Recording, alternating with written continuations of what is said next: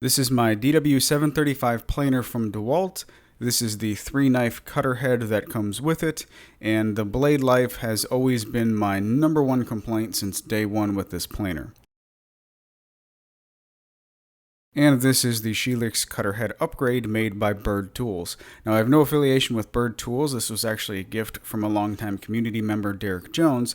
But as you can see, the Shelix head has a series of smaller carbide inserts, and each insert has 4 cutting faces, so if they get dinged up or just lose their sharp cutting edge, they can be rotated by 90 degrees to show a new cutting edge. I've got a bunch of hickory cutting boards that I glued together some time ago and never planed them because hickory seems to dull these straight knives really quick.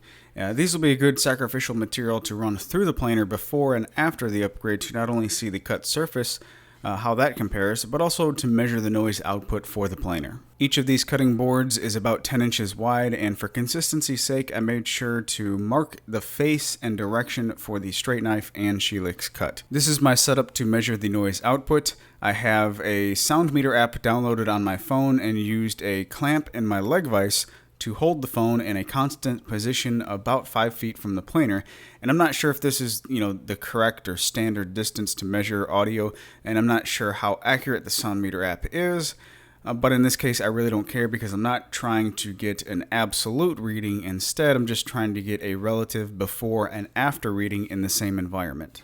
It's also important to note that 1 revolution of the depth wheel on this planer will remove 1/16 of an inch of material thickness. To document the noise levels, I have the camera positioned so that the planer depth wheel, sound meter app, and whatever cutting head that is not installed can be seen. With just the air conditioner running in my shop, I'm getting a reading of about 19 decibels. With the air conditioner and the air cleaner cart running, the meter reads about 54 decibels. With the planer running at no load, the meter reads about 69 decibels.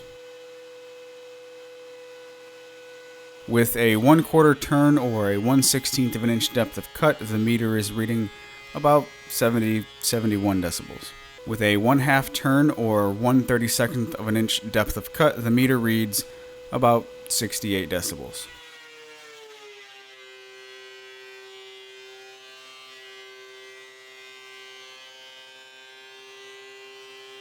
With the factory setup readings done, a friend and I started disassembly, and I'm not going to cover the entire process for installing the new head as it's incredibly easy and already well documented online.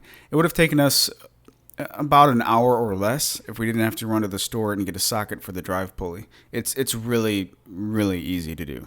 There's 2 different diameter Shelix cutter heads for this machine. The larger diameter is the same size as the factory head, and it requires each carbide insert to be removed prior to installation, and the smaller diameter one is 1/16 of an inch less than the factory head, and it can be installed with the carbide inserts already installed. And as you can see, this one is the smaller diameter. Now, I can't speak for the performance of each one, but just in theory, this one being just a slightly less or slightly smaller diameter, the motor should have an easier time removing material with this one than the larger one. Once the new head is in, everything is repeated in reverse. With the new head installed and 1/2 turn or 1/32 of an inch depth of cut, the meter reads about 62 decibels.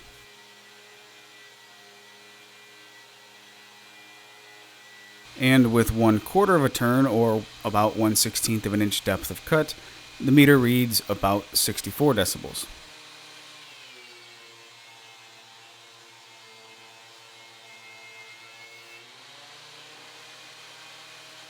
And you can pause here to see the chart of all the readings that I took.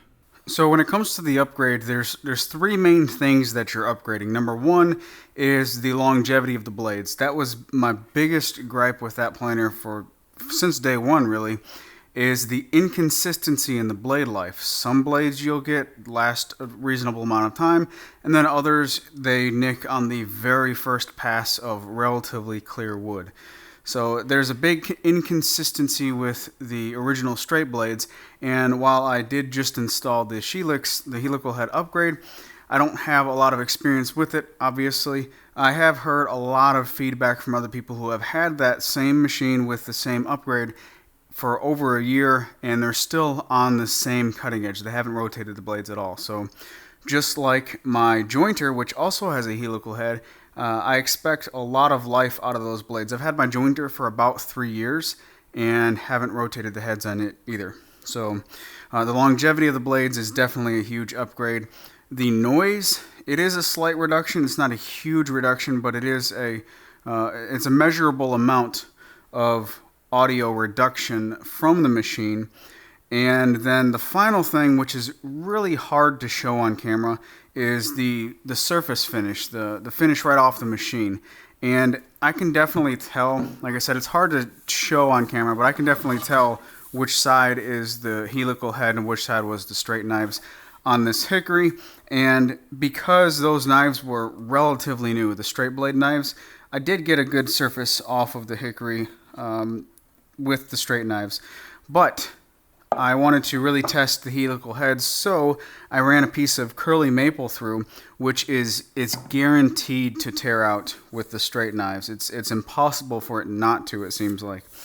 With the helical head, I was able to take normal depth of cut, and it's just crazy how, I mean, there's no tear out, absolutely none. I cannot find any bit of tear out on this piece of curly maple, which is incredible.